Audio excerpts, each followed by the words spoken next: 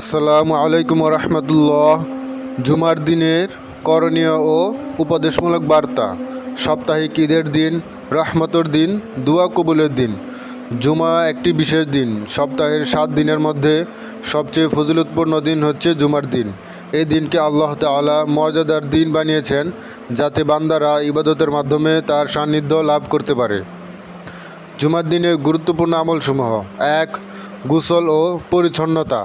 সকালে উঠে গোসল করে পরিষ্কার কাপড় পরা এবং আতর ব্যবহার করা সুন্নত। হাদিস এসেছে, জুমার দিনের গোসল করে উত্তমরূপে পবিত্রতা অর্জন করে আগেভাগে মসজিদে যায় এবং ইমামের নিকট বসে খুতবা শুনে তার প্রতিটি কদমে 1 বছরের নফল নামাজ ও রোজার সওয়াব লেখা হয়। তিরমিজি 496। 2. সূরা কাহফ পাঠ করা। এই দিনে সূরা কাহফ তিলাওয়াত করলে পরবর্তী জুমা পর্যন্ত অন্তরে নূর থাকে। 3. বেশি বেশি দুরুদ শরীফ পাঠ। হাদিস: রাসূল সাল্লাল্লাহু আলাইহি সাল্লাম বলেছেন, তোমরা জুমার দিনে আমার প্রতি বেশি বেশি দুরুদ পাঠ করো, কেননা তা আমার কাছে পৌঁছানো হয়। আবু দাউদ 1531। 4. দোয়া কবুলের সময় সন্ধান। জুমার দিনে এমন একটি মুহূর্ত রয়েছে যেখানে আল্লাহ তাআলা তার সকল বান্দার দোয়া কবুল করেন।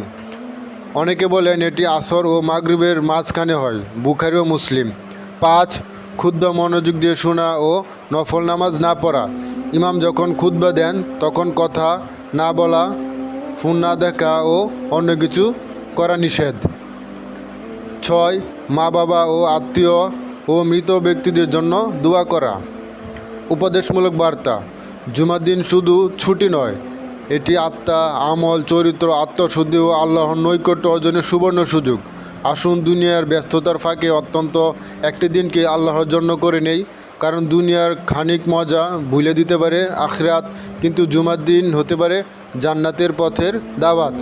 হে আল্লাহ, আমাদের জীবনে জুমার বরকত নাজিল করুন, আমাদের আমল কবুল করুন, গুনাহ মাফ করুন এবং জান্নাতের রাস্তা সহজ করে দিন।